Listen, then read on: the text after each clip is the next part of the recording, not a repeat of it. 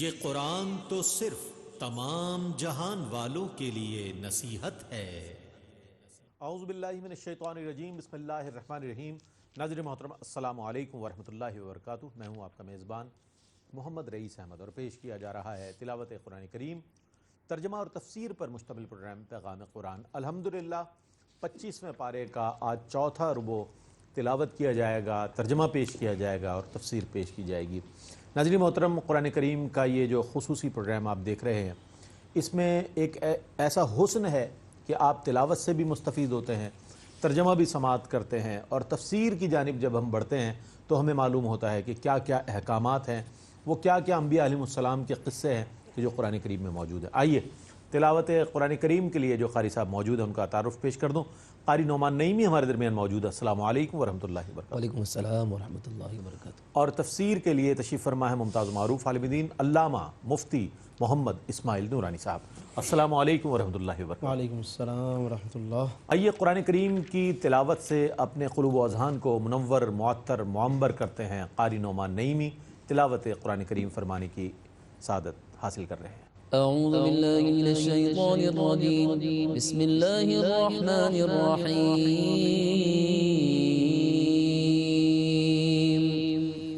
فأسر بعبادی لیلا income متبعون واترک البحر رہوا انہم جند مغرقون۔ میں اللہ کی پناہ میں آتا ہوں شیطان مردود سے۔ اللہ ہی کے نام سے شروع کرتا ہوں جو نہایت رحم فرمانے والا، بہت مہربان ہے۔ ہم نے حکم دیا کہ تم میرے بندوں کو راتوں رات لے جاؤ، بے شک تمہارا تعاقب کیا جائے گا۔ آپ سمندر کو یوں ہی ساکن چھوڑ کے چلے جائیں، بے شک ان کا لشکر غرق کر دیا جائے گا۔ کم ترکوا من جنات وعیون وزروع ومقام کریم ونعمت كانوا فيها فاكهين كذلك وورثناها قوما آخرين۔ وہ کتنے ہی باغات اور چشمے چھوڑ گئے، اور کھیت اور خوش رنگ عمارتیں، اور وہ نعمتیں جن میں وہ عیش کر رہے تھے۔ اسی طرح ہوا، اور ہم نے ان سب چیزوں کا دوسروں کو وارث بنا دیا۔ فما بكت عليهم السماء والأرض وما كانوا منظرين۔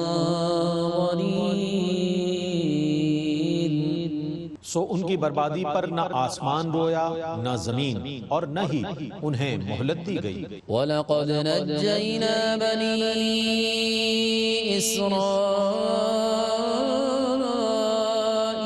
مِنَ الْعَذَابِ الْمُهِينِ مِنْ فِرْعَوْنَ إِنَّهُ كَانَ عَالِيًا مِنَ الْمُسْرِفِينَ۔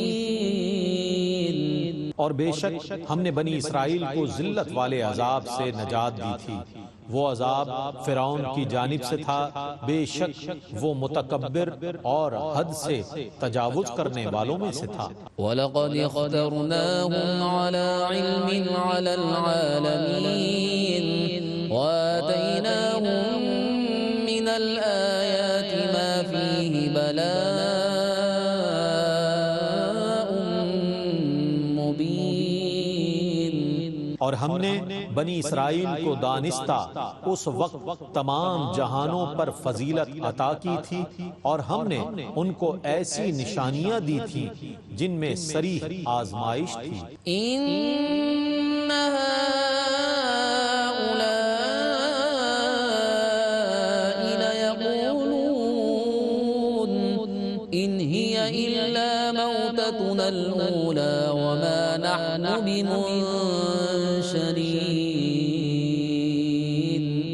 بے شک یہ لوگ ضرور کہیں گے ہماری صرف یہی موت ہے جو دنیا میں پہلی بار آئی تھی، اور ہمارا حشر نہیں کیا جائے گا۔ فَأْتُوا بِآبَائِنَا إِن كُنتُمْ صَادِقِينَ۔ خير أم قوم تبع والذين من قبلهم أهلكناهم إنهم كانوا مجرمين اگر تم سچے ہو تو ہمارے مرے ہوئے باپ دادا کو لے کر آؤ، کیا یہ لوگ بہتر ہیں یا قوم تبع کے لوگ؟ اور وہ جو ان سے بھی پہلے تھے ہم نے ان کو ہلاک کر دیا تھا، بے شک وہ مجرمین تھے۔ وما خلقنا السماوات والأرض وما بينهما لاعبين ما خلقناهما إلا بالحق ولكن أكثرهم لا يعلمون۔ اور ہم نے آسمانوں اور زمینوں کو اور ان کے درمیان کی سب چیزوں کو بطور کھیل کے نہیں پیدا کیا، ہم نے ان کو صرف حق کے ساتھ پیدا کیا ہے، لیکن اکثر لوگ نہیں جانتے۔ إن يوم الفصل ميقاتهم أجمعين يوم لا يغني مولا عن مولا شيئا ولا هم ينصرون إلا من رحم الله إنه هو العزيز الرحيم۔ بے شک فیصلے کا دن ان سب کے لیے مقرر کیا ہوا ہے، جس دن کوئی دوست کسی دوست کے کام نہیں آ سکے گا اور نہ ان کی مدد کی جائے گی سوا ان کے جن پر اللہ رحم فرمائے، بے شک وہ بہت غالب بے حد رحم فرمانے والا ہے۔ إن شجرة الزقوم طعام الأثيم كالمهل يغلي في البطون كغلي الحميم۔ بے شک تھوہر کا درخت گناہگاروں کا کھانا ہے، جو پگھلے ہوئے تانبے کی طرح پیٹوں میں جوش مارے گا، جیسے کھولتا ہوا پانی جوش مارتا ہے۔ خذوه فاعتلوه إلى سواء الجحيم ثم صبوا فوق رأسه من عذاب الحميم ذق إنك أنت العزيز الكريم إن هذا ما كنتم به تمترون۔ اللہ فرمائے گا اس کو پکڑو، پس اس کو گھسیٹتے ہوئے جہنم کے وسط کی طرف لے جاؤ، پھر اس کے سر کے اوپر کھولتے ہوئے پانی کا عذاب ڈالو، لے چکھ تو بہت معزز مکرم بنتا تھا، بے شک یہ ہے وہ عذاب جس میں تم شک کیا کرتے تھے۔ إن المتقين في مقام أمين في جنات وعيون يلبسون من سندس واستبرق متقابلين۔ بے شک متقین مقام امن میں ہوں گے، جنتوں اور چشموں میں، وہ باریک اور دبیز ریشم کا لباس پہنے ہوئے آمنے سامنے بیٹھے ہوں گے۔ كذلك وزوجناهم بحور عين۔ ایسا ہی ہوگا اور ہم بڑی آنکھوں والی حوروں کو ان کی بیویاں بنائیں گے۔ يدعون فيها بكل فاكهة آمنين لا يذوقون فيها الموت إلا الموتة الأولى ووقاهم عذاب الجحيم۔ وہ وہاں سکون سے ہر قسم کے میووں کو طلب کریں گے، وہ جنت میں دنیا کی پہلی موت کے سوا اور کوئی موت نہیں چکھیں گے، اور اللہ انہیں دوزخ کے عذاب سے محفوظ رکھے گا۔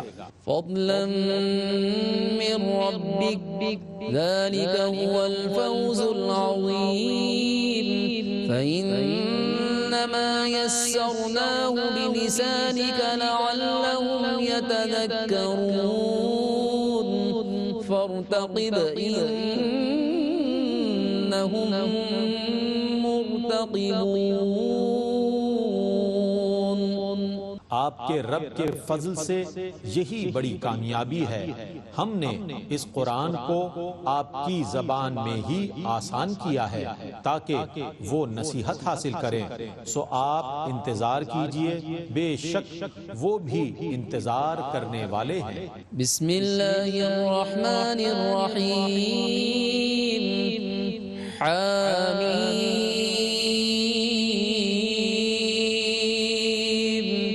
تنزیل الکتاب من اللہ العزیز الحکیم. اللہ ہی کے نام سے شروع کرتا ہوں جو نہایت رحم فرمانے والا بہت مہربان ہے. حامیم. اس کتاب کا نازل کرنا اللہ کی جانب سے ہے جو بہت غالب بے حد حکمت والا ہے. ان فی السماوات والارض لآیات للمؤمنین. بے شک آسمانوں اور زمینوں میں مؤمنوں کے لیے ضرور نشانیاں ہیں. وفی خلقکم وما یبث من دابۃ آیات لقوم یوقنون. اور تمہاری تخلیق میں اور ان جانداروں میں جن کو زمین میں پھیلایا گیا ہے یقین کرنے والوں کے لیے نشانیاں ہیں. واختلاف اللیل والنہار وما انزل اللہ من السماء من رزق فأحیا به الأرض بعد موتها وتصریف الرياح آیات لقوم يعقلون. اور رات اور دن کے اختلاف میں اور اللہ نے آسمان سے جو رزق نازل کیا ہے پھر اس پانی سے زمین کے مردہ ہونے کے بعد اس کو زندہ کیا، اس میں اور ہواؤں کو چلانے میں اصحاب فہم و فراست کے لیے ضرور نشانیاں ہیں. تلك آیات اللہ نتلوها علیک بالحق فبأي حدیث بعد اللہ وآیاتہ یؤمنون. یہ اللہ کی آیتیں ہیں جن کی ہم آپ کے سامنے حق کے ساتھ تلاوت کرتے ہیں. سو اللہ اور اس کی آیتوں کے بعد وہ کس کتاب پر ایمان لائیں گے؟ ویل لکل افاک اثیم یسمع آیات اللہ تتلی علیہ ثم یصر مستکبرا کأن لم يسمعها فبشرہ بعذاب علیم. ہر بہتان تراشنے والے بدکار کے لیے ہلاکت ہے. وہ اللہ کی ان آیتوں کو سنتا ہے جو اس پر تلاوت کی جاتی ہیں پھر تکبر کرتے ہوئے اپنے کفر پر ڈٹا رہتا ہے جیسے اس نے ان آیتوں کو سنا ہی نہیں. سو اے رسول مکرم آپ اس کو دردناک عذاب کی بشارت دے دیجئے. وَإِذَا عَلِمَ مِنْ آيَاتِنَا شَيْئًا اتَّخَذَهَا هُزُوًا أُولَئِكَ لَهُمْ عَذَابٌ مُهِينٌ. اور جب اسے ہماری آیتوں میں سے کسی آیت کا علم ہوتا ہے تو وہ اسے مذاق بنا لیتا ہے. انہی کے لیے رسوا کرنے والا عذاب ہے. مِّن وَرَائِهِمْ جَهَنَّمُ وَلَا يُغْنِي عَنْهُمْ مَا كَسَبُوا شَيْئًا وَلَا مَا اتَّخَذُوا مِن دُونِ اللَّهِ أَوْلِيَاءَ وَلَهُمْ عَذَابٌ عَظِيمٌ. ان کے پیچھے دوزخ ہے اور ان کے کیے ہوئے عمل ان کے کسی کام نہیں آئیں گے. اور نہ وہ ان کے کام آ سکیں گے جن کو انہوں نے اللہ کو چھوڑ کر اپنا مددگار بنا لیا ہے، اور ان کے لیے بہت بڑا عذاب ہے۔ هذا هدى والذين كفروا بآيات ربهم لهم عذاب من رجز أليم۔ یہ کتاب ہدایت ہے، اور جن لوگوں نے اپنے رب کی آیتوں کا انکار کیا ہے ان کے لیے شدید دردناک عذاب ہے۔ الله الذي سخر لكم البحر لتجري الفلك فيه بأمره ولتبتغوا من فضله ولعلكم تشكرون۔ اللہ ہی نے سمندر کو تمہارے تابع کر دیا ہے، اس کے حکم سے اس میں کشتیاں چلتی ہیں تاکہ تم اس کے فضل کو تلاش کر سکو اور تاکہ تم شکر ادا کرو۔ وسخر لكم ما في السماوات وما في الأرض جميعا منه إن في ذلك لآيات لقوم يتفكرون۔ اور جو کچھ آسمانوں میں ہے اور جو کچھ زمینوں میں ہے سب کو اس نے اپنی طرف سے تمہارے فوائد کے تابع کر دیا ہے، بے شک اس میں غور و فکر کرنے والے لوگوں کے لیے ضرور نشانیاں ہیں۔ قل للذين آمنوا يغفروا للذين لا يرجون أيام الله ليجزي قوما بما كانوا يكسبون۔ آپ ایمان والوں سے کہہ دیجئے کہ وہ ان لوگوں سے درگزر کریں جو اللہ کے دنوں کی امید نہیں رکھتے، تاکہ اللہ ایک قوم کو اس کے کیے ہوئے کاموں کا بدلہ دے۔ من عمل صالحا فلنفسه ومن أساء فعليها ثم إلى ربكم ترجعون۔ جس شخص نے کوئی نیکی کی تو اس کا نفع اس کو ملے گا، اور جس شخص نے کوئی برائی کی تو اس کا وبال اس پر ہوگا، پھر تم سب لوگ اللہ کی طرف لوٹائے جاؤ گے۔ وَلَقَدْ آتَيْنَا بَنِي إِسْرَائِيلَ الْكِتَابَ وَالْحُكْمَ وَالنُّبُوَّةَ وَرَزَقْنَاهُم مِّنَ الطَّيِّبَاتِ وَفَضَّلْنَاهُمْ عَلَى الْعَالَمِينَ۔ اور بے شک ہم نے بنی اسرائیل کو کتاب اور حکومت اور نبوت دی، اور ان کو پاک چیزوں سے رزق دیا، اور ہم نے ان کو اس زمانے کے تمام جہان والوں پر فضیلت دی۔ وَآتَيْنَاهُم بَيِّنَاتٍ مِّنَ الْأَمْرِ فَمَا اخْتَلَفُوا إِلَّا مِن بَعْدِ مَا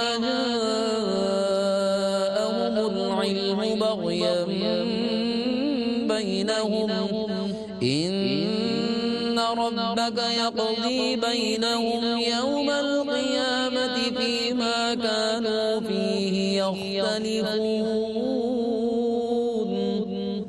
اور ہم نے ان کو اس دین کے متعلق واضح دلائل عطا فرمائے، اس کے باوجود انہوں نے اس دین میں اپنی سرکشی کی بنا پر اسی وقت اختلاف کیا جب ان کے پاس اس کا علم آ چکا تھا۔ بے شک آپ کا رب قیامت کے دن ان کے درمیان اس چیز کا فیصلہ فرما دے گا جس میں وہ اختلاف کرتے تھے۔ ثم جعلناك على شريعة من الأمر فاتبعها ولا تتبع أهواء الذين لا يعلمون۔ پھر ہم نے آپ کو اس دین کی شریعت راہ پر گامزن کر دیا، سو آپ اس شریعت کی اتباع کیجئے اور جاہل لوگوں کی خواہشوں کی پیروی نہ کیجئے۔ إنهم لن يغنوا عنك من الله شيئا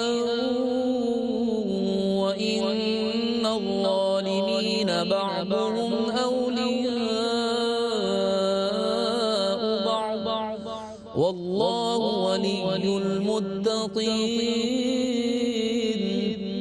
بے شک یہ لوگ اللہ کے مقابلے میں آپ کے کسی کام نہ آ سکیں گے، اور بے شک ظالم لوگ ایک دوسرے کے حامی ہیں، اور اللہ متقین کا حامی ہے۔ هذا بصائر للناس وهدى ورحمة لقوم يوقنون۔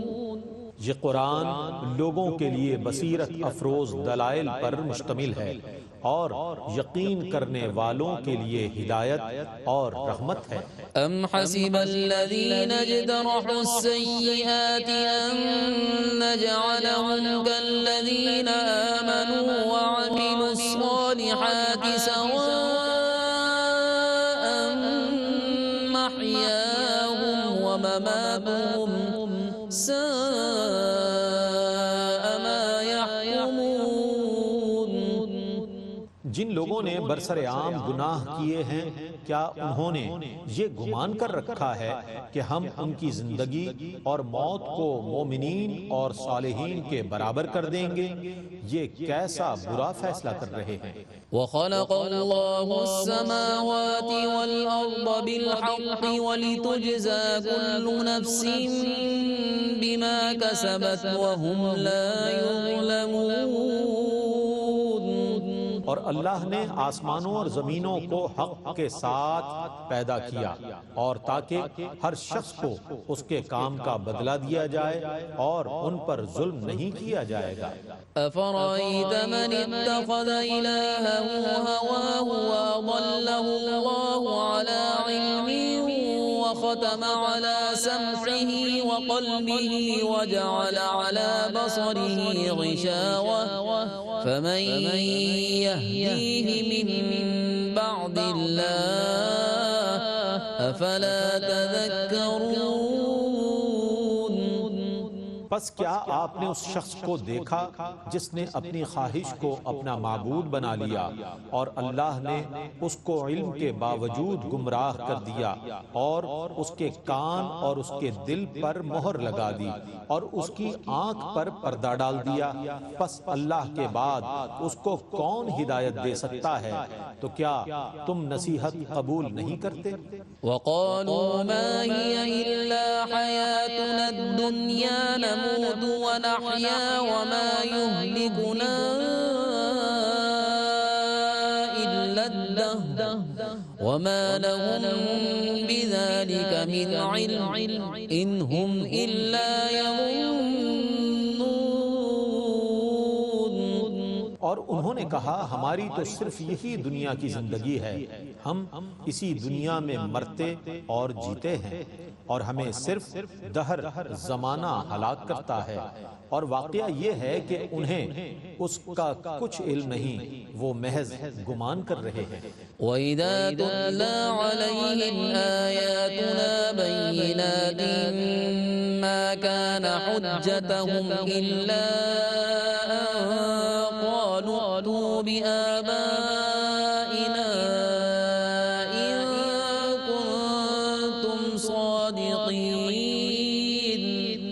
اور جب ان پر ہماری واضح آیات پڑھی جاتی ہیں تو ان کی جوابی دلیل صرف یہ ہوتی ہے کہ اگر تم سچے ہو تو ہمارے مرے ہوئے باپ دادا کو لے آؤ۔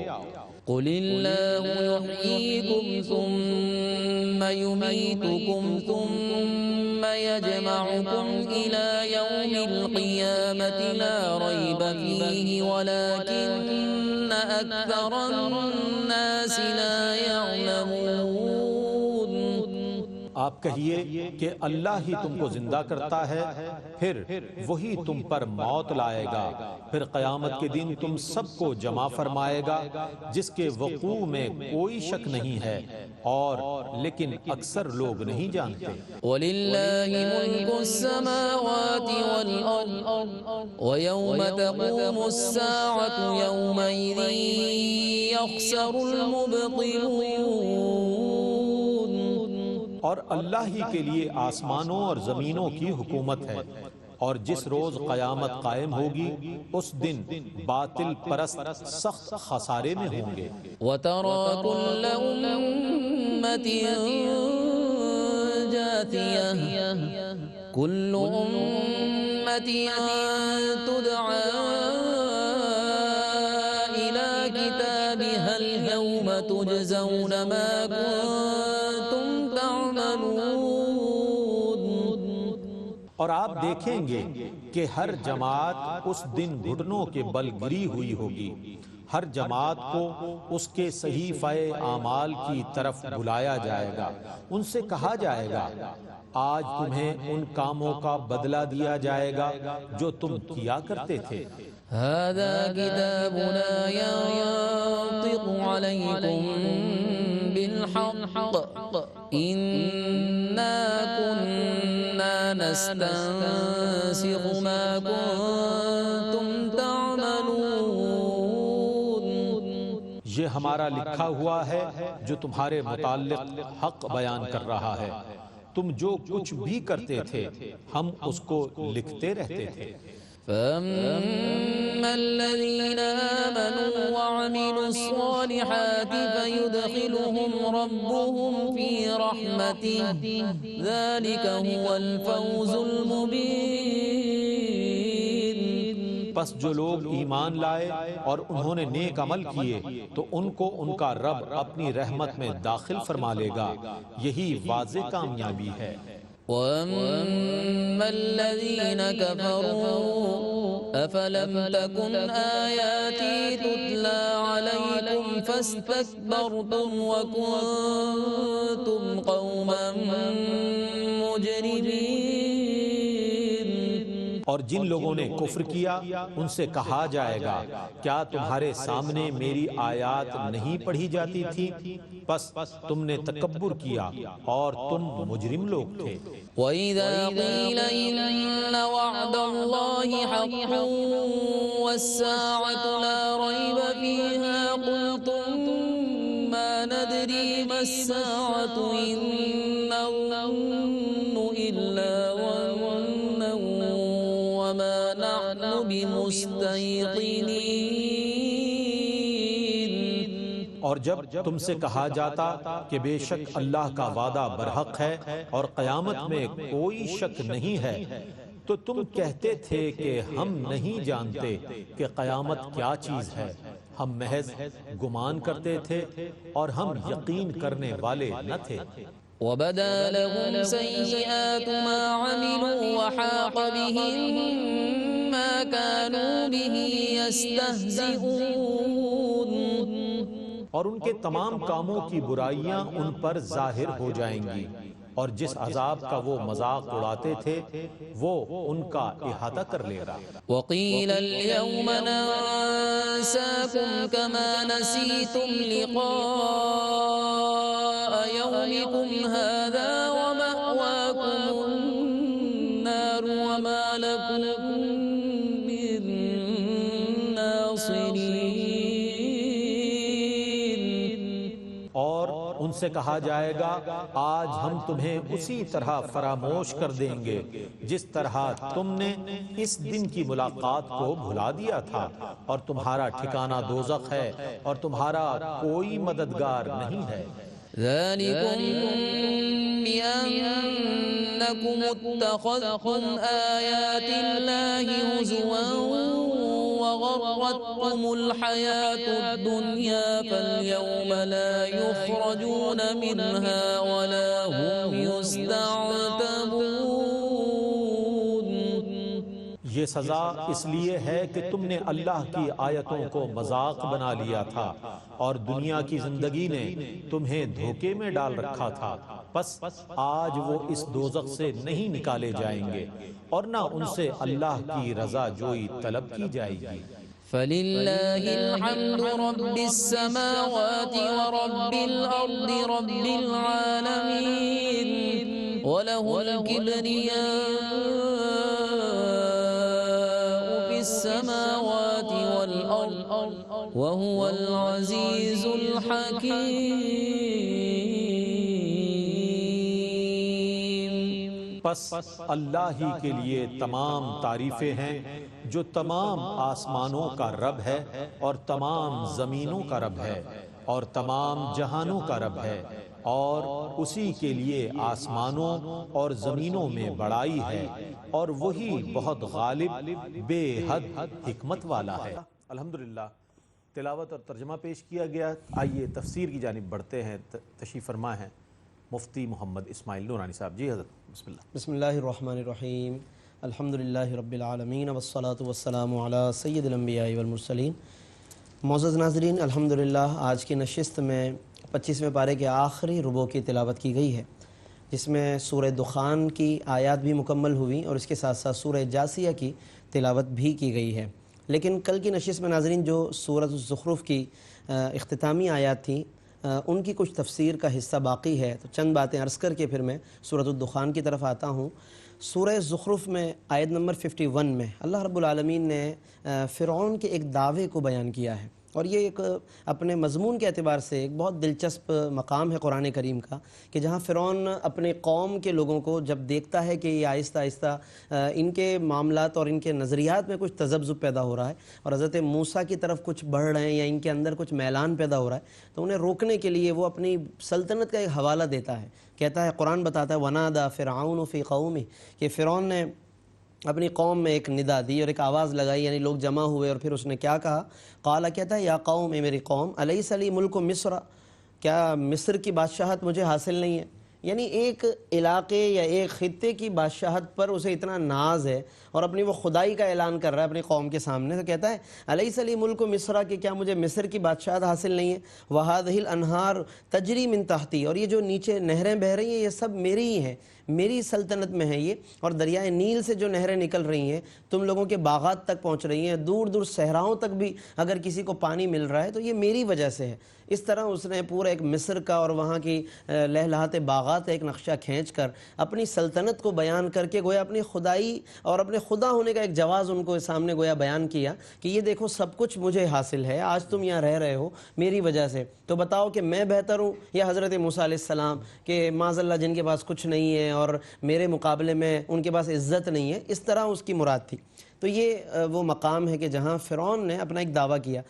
اس آیت کی تفسیر میں ناظرین علامہ قرطبی رحمۃ اللہ علیہ نے خلیفہ ہارون الرشید کے دور کا ایک واقعہ لکھا، کہ جہاں پر علامہ قرطبی لکھتے ہیں کہ خلیفہ ہارون الرشید ایک دفعہ اپنی وسیع و عریض ظاہر کہ سلطنت تھی اس کی اور ایک خلافت حاصل تھی اسے، تو وہاں پر جب وہ مصر سے خلیفہ ہارون الرشید گزرنے لگے تو انہوں نے کھڑے ہو کر مصر کی طرف ایک نظر کرتے ہوئے یا وہاں کا وزٹ کرنے کے بعد جاتے ہوئے پلٹ کر ایک نظر ڈالی اور کہا کہ یہ وہ مصر ہے کہ جس کی سلطنت پر فرعون ناز کرتے کرتے خدائی کے دعوے پر اتر آیا۔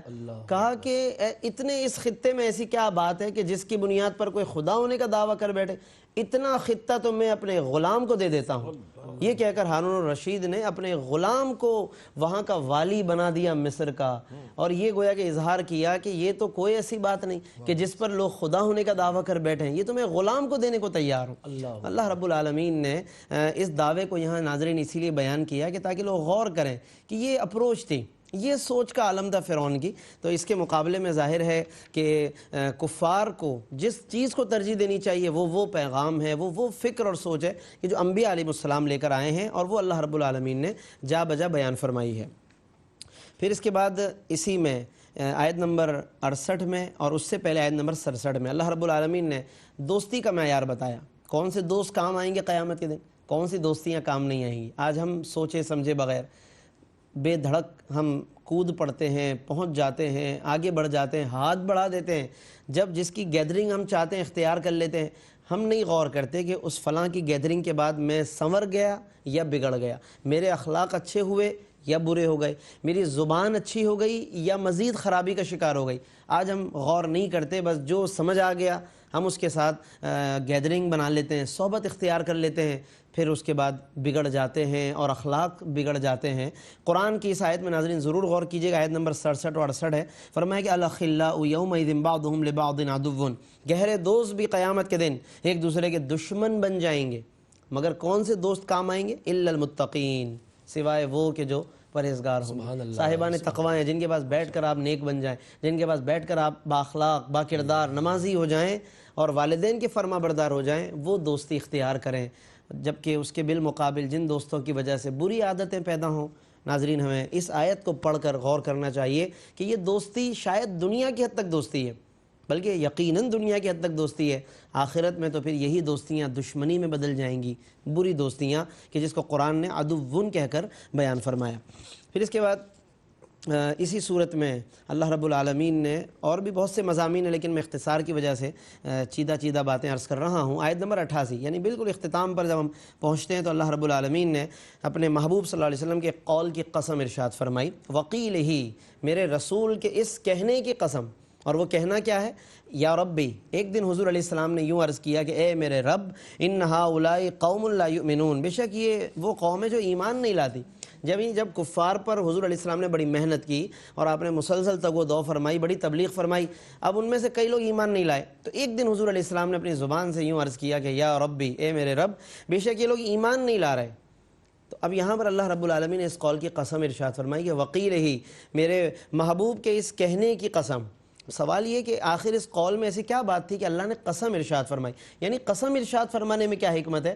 تو یہاں پر اگر ہم غور کریں تو یہ بات سمجھ میں آتی ہے کہ اس قول کے پیچھے دراصل ایک حزن و ملال کی کیفیت ہے، حضور کے قلب مبارک میں ایک افسردگی ہے کہ لوگ ایمان نہیں لاتے، تو اللہ نے اس کی قسم ارشاد فرما کر اپنے محبوب کو ایک خوشی عطا فرمائی کہ اگر میرا حبیب افسردہ ہے تو اسی کہنے کی قسم، تاکہ اس قسم سے پھر سرکار دو عالم صلی اللہ علیہ وسلم کو ایک خوشی حاصل ہو۔ اس سے اندازہ کریں کہ اللہ رب العالمین کو اپنے محبوب سے کتنا پیار، کتنی محبت ہے کہ پھر وہ ان کی قول کی بھی قسم ارشاد فرماتا ہے اور انہیں خوشی پہنچاتا ہے۔ ہمیں بھی چاہیے کہ ہم آقا دو عالم صلی اللہ علیہ وسلم کو راضی کرنے کی کوشش کریں اور حضور علیہ السلام کی بارگاہ میں وہ تحائف پیش کریں، عبادات کی صورت میں، درود و سلام کی صورت میں، تاکہ ہماری اطاعتیں اور وہ عبادتیں کہ جو ہمیں اللہ کے لیے کرنی ہیں وہ حضور کی بارگاہ میں ہم پیش کر کے، یعنی ان کی اطاعت کی صورت میں پیش کر کے ہم انہیں کچھ راضی کر سکیں۔ اس کے بعد ناظرین پھر سورۃ الدخان کی آج تلاوت کی گئی ہے، یعنی بقیہ آیتوں کی۔ سورہ دخان قرآن کریم کی مشہور صورتوں میں سے ہے۔ اس کی ایک فضیلت یہ ہے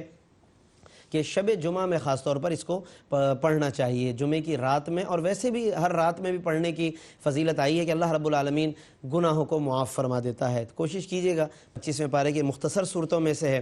اس کی ابتدا میں اللہ رب العالمین نے فرمایا کہ اس قرآن کو ہم نے بابرکت رات میں نازل فرمایا۔ بعض علماء نے اس سے شب برات مراد لی اور کئی علماء نے اس سے شب قدر مراد لی۔ زیادہ بہتر یہی ہے کہ اس سے شب قدر مراد لیا جائے، کیونکہ شب برات کے لیے الگ سے دلائل موجود ہیں، احادیث میں دلائل موجود ہیں، لیکن بعض علماء نے مفسرین نے اس سے شب برات بھی مراد لی اور اس کو بابرکت رات قرار دیا گیا۔ فیہا یفرق، اسی رات میں ہر حکمت والے کام کے فیصلے کیے جاتے ہیں، کون کتنا جیے گا، کس کو کتنا روزی روزگار ملے گا، یہ ساری چیزوں کے فیصلے ان بابرکت راتوں میں کیے جاتے ہیں، تو اس کا بیان اللہ رب العالمین نے اس میں فرمایا ہے۔ آیت نمبر 10 میں چونکہ دخان کا لفظ آیا ہے، اسی لیے اس سورت کو سورہ دخان کہتے ہیں۔ یوم تأتی السماء بدخان مبین، جس دن کے آسمان پر ایک صاف دھواں ظاہر ہوگا۔ بعض علماء نے فرمایا کہ یہ واقعہ کفار پر ہو چکا ہے، ایک دھواں چھا گیا اور اس کی وجہ سے وہ بہت پریشانی میں مبتلا ہو گئے، اور بعض علماء نے فرمایا کہ علامات قیامت میں سے ہے، تو اس کی دونوں طرح سے تفسیر فرمائی گئی۔ مقصود یہ ہے کہ انہیں اللہ کی طرف توجہ دلانی ہے کہ وہ رب ان تمام باتوں پر قادر ہے، تو کیوں رب سے مقابلہ کرتے ہو؟ بہتری عافیت ہے اطاعت کرنے میں، مقابلہ کرنے میں نہیں، عبادت کرنے میں، اطاعت کرنے میں، تو یہ بار بار توجہ دلائی گئی ہے۔ اس کے بعد پھر فرعون کا انجام اور اس کے ماننے والوں کا انجام بیان کیا، کس طرح وہ عذاب کا شکار ہوئے۔ لیکن اس میں جو ایک اہم آیت ہے کہ جو دیگر اور مواقع پر ہمیں نظر نہیں آتی، وہ آیت نمبر 29 ہے سورہ دخان کی۔ فرمایا کہ جب یہ سب ہلاک ہو گئے تو فرمایا فما بکت علیہم السماء والارض، ان پر نہ تو آسمان رویا نہ زمین روئی۔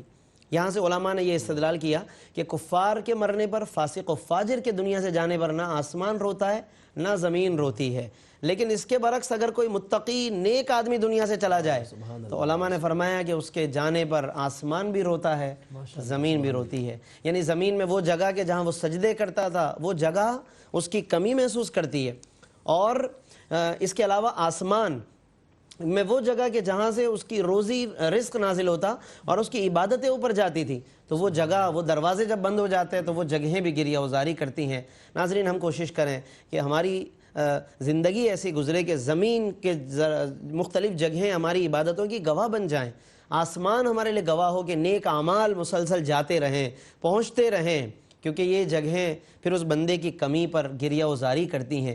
کہیں ایسا نہ ہو کہ اللہ نے ان فاسق و فاجر لوگوں کا ذکر کیا، منکرین کا، کہ نہ ان پر آسمان رویا نہ زمین روئی۔ کہیں ایسا نہ ہو کہ خدا نخواستہ ہم میں سے کوئی اس کیفیت کا شکار ہو جائے، کیوں نہ ہم اپنی موت کو قابل رشک بنا دیں، زندگی بھی قابل رشک ہو جائے کہ دنیا والے بھی کمی محسوس کریں اور زمین و آسمان بھی کمی محسوس کریں۔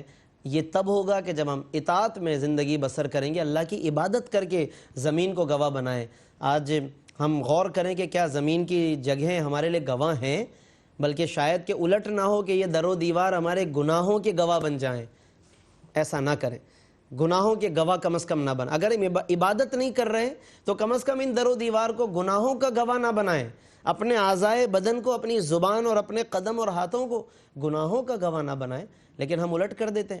تو ہمیں ضرور اس حوالے سے ناظرین غور کرنا چاہیے۔ سورہ دخان اس اعتبار سے بہت اہم مضامین کی حامل ہے۔ پھر اس میں بھی دوستی کا وہ معیار کہ جو اس سے پہلے سورہ زخرف میں گزر چکا ہے، 41 اور 42 میں وہ مضمون موجود ہے، اس کا بھی ہم مطالعہ کر سکتے ہیں۔ پھر شجر زقوم، درخت کا، دوزخ میں ایک ایسا درخت کہ جو بہت ہی کڑوا، کہ جس کو نہ نگل سکیں نہ اگل سکیں، اور ایک ایسا درخت کہ جس کا ابو جہل مذاق اڑاتا تھا۔ اللہ رب العالمین نے یہاں پر اس کا خاص طور پہ اس درخت کا ذکر کیا اور فرما دیا کہ گناہ گاروں کی خوراک ہوگی، پگھلے ہوئے ایک تانبے کی مانند پیٹ میں جوش مارے گا، یہ جیسے کہ گرم پانی جوش مارتا ہے۔ پھر اس کے بعد ابو جہل سے کیا کہا جائے گا جہنم کے اندر؟ فرمایا کہ ذق، فرشتے کہیں گے چکھو، انکا انت العزیز الکریم، تم بڑے معزز بنتے تھے دنیا کے اندر۔ ابو جہل اپنے آپ کو عزیز و کریم کہتا تھا، تو یہاں پر بطور خاص فرمایا جا رہا ہے کہ تم بڑے معزز بنتے تھے، چکھو اس کو۔ تو یہ بات، یہ مضامین بیان کر دیے گئے تاکہ لوگوں کو یہ اندازہ ہو کہ ہمیں ان چیزوں کا مذاق نہیں اڑانا ہے، بلکہ یہ ایمان لانے والی چیزیں ہیں، اس کے ذریعے سے تو ہمیں سیکھنا ہے، اس کے ذریعے ہمیں اللہ کا خوف رکھنا ہے۔ تو لہٰذا یہ مضامین بیان کر کے اللہ نے ہمیں توجہ دلائی کہ ہم اپنے خیالات میں، نظریات کے اندر اچھی تبدیلی لے کر آئیں۔ پھر اس کے بعد سورہ جاسیہ کی ناظرین آج تلاوت کی گئی ہے، 37 آیتیں ہیں، 4 رکوع پر مشتمل ہے، اور 28ویں آیت میں جاسیہ کا لفظ اس میں مذکور ہے۔ اس میں بھی اللہ رب العالمین نے پہلے دلائل قدرت بیان فرمائے جو کائنات میں موجود ہیں اور جو انسان کی ذات میں موجود ہے، کہ انسان غور کرتا رہے اور اللہ کی ذات پر اس سے استدلال کرے۔ پھر کفار کی ہٹ دھرمی کو بیان کیا کہ وہ کس طریقے سے آیتیں سنتے ہیں مگر ثم یصر مستکبرا، آیت نمبر 8 میں فرمایا کہ وہ اڑے رہتے ہیں، تکبر کرتے ہیں، کأن لم یسمعھا، گویا کہ سنا ہی نہیں ہے۔ آج بھی لوگ، بہت سے لوگ سنی انسنی کر دیتے ہیں۔ کوئی نصیحت کرو، والدین نصیحت کرتے ہیں، اساتذہ نصیحت کرتے ہیں، بزرگ حضرات، تو سننے کے بعد سنی انسنی۔ یہ سنی انسنی کی جو ناظرین عادت ہے، یہ کفار کی عادت ہے۔ کأن لم یسمعھا، تو ہمیں اپنے والدین کے ساتھ ایسا سلوک نہیں کرنا چاہیے، اساتذہ کے ساتھ ایسا نہ کریں، اور دین کے ساتھ ایسا نہ کریں کہ ہم سنی انسنی کر دیں۔ ہمیں سننے کے لیے کان دیے، عمل کرنے کے لیے ہاتھ پیر دیے، تو ہم عمل کرنے والے بنیں تاکہ اللہ کا مزید ہمیں قرب حاصل ہو سکے۔ پھر اللہ نے سمندروں میں جو نعمتیں پھیلی ہوئی ہیں اس کا بیان فرمایا، اور بنی اسرائیل کا بھی ذکر کیا کہ ان پر بھی نعمتیں کی، مگر انہوں نے بالآخر انکار کیا اور ان سے پھر وہ نعمتیں چھین لی گئیں۔ تو یہ اس لیے بیان کیا تاکہ ہم بھی خوف رکھیں، ڈریں۔ اس کے علاوہ یہ کہ جو گناہ کرتے ہیں ان کا انجام اور صالحین کا انجام ایک جیسا نہیں۔ اگر یہ لوگ سمجھ رہے ہیں کہ ہم اور تم ایک ہی جگہ ہوں گے، لوگ آج کہہ دیتے ہیں کسی نصیحت کرنے والے کو، ہم اور تم ایک ہی جگہ ہوں گے، تو یا تو تم جہاں جاؤ گے ہم بھی وہیں ہوں گے، یا ہم جہاں جائیں گے آپ بھی وہیں ہوں گے۔ لوگ اس طرح کی باتیں کرتے ہیں۔ اللہ نے فرمایا نہیں، ام حسب الذین اجترحوا السیئات، جو برائیاں کرتے ہیں کیا انہوں نے یہ سمجھ رکھا ہے ان نجعلہم کالذین آمنوا وعملوا الصالحات، کہ ہم انہیں ایمان والوں کی طرح کر دیں گے؟ ایسا نہیں ہے۔ تو فرق کو بھی ذہن میں رکھیں اور اپنے عمل کے ذریعے اس فرق کو برقرار رکھیں، یعنی اچھا جو انجام ہے اس کو حاصل کرنے کی کوشش کریں۔ اس کے علاوہ ناظرین اور بھی مضامین ہیں اس میں کہ لوگ زمانے کو سب کچھ سمجھتے ہیں سبب، اور یہی سب کچھ ہے، تو فرمایا نہیں، اللہ مسبب الاسباب ہے، اللہ تبارک و تعالیٰ ہی کی کاریگری ہے اس کائنات کے اندر، اسی کی صنائی ہے۔ دہریت کا رد فرمایا ہے، وما یہلکنا الا الدہر کہہ کر آیت نمبر 24 میں ہے۔ لفظ جاسیہ آیت نمبر 28 میں ہے۔ آخری بات بس عرض کر رہا ہوں کہ جاسیہ دراصل ایک بیٹھک کی کیفیت ہے کہ جس میں گھٹنوں کے بل کوئی بیٹھ جائے۔ فرمایا وَتَرَى كُلَّ أُمَّةٍ جَاثِيَةٍ، قیامت کے دن تم ہر گروہ کو دیکھو گے کہ گھٹنوں کے بل گرا ہوا ہے، یعنی اللہ کے خوف اور رعب سے کسی میں سیدھا کھڑے ہونے کی بھی ہمت نہیں ہوگی۔ تو سیدھا کھڑے ہونے کی بھی ہمت نہیں ہوگی، تو آج ہم کیوں نہ نمازوں میں، عبادتوں میں، اطاعتوں میں سیدھے کھڑے ہو جائیں ورنہ یہ گرنے کی کیفیت بھی قرآن نے بیان کر دی ہے. ہمیں ڈرنا چاہیے. اللہ رب العالمین سے دعا ہے کہ وہ ہمیں ان تمام مضامین میں جو عبرت کے سامان ہیں، وعیدیں ہیں یا جہاں بشارتیں ہیں، ان تمام کو پیش نظر رکھ کر اپنے آپ پر غور و فکر کرنے، اپنا تجزیہ کرنے کی ہمیں توفیق عطا فرمائے. آمین. وآخر دعوانا الحمدللہ رب العالمین. بہت شکریہ مفتی صاحب، ماشاءاللہ بہت خوبصورت انداز میں علامہ مفتی محمد اسماعیل نورانی صاحب تفسیر بیان فرما رہے تھے. اللہ تعالیٰ سے دعا ہے کہ اللہ تعالیٰ قرآن کریم کا فیضان اور عرفان ہمیں نصیب فرمائے. ناظرین محترم، اس طور پر الحمدللہ آج یہ تلاوت مکمل ہوئی اور انشاءاللہ اسی سلسلے کو مزید کل آگے بڑھائیں گے. اللہ تعالیٰ سے دعا ہے کہ اس اہتمام کو ARYQ TV کی اس کوشش کو اپنی بارگاہ میں قبول فرمائے. اس کے ساتھ ہی اپنے میزبان محمد رئیس احمد کو اجازت دیجیے. اللہ حافظ. إن هو إلا ذكر للعالمين.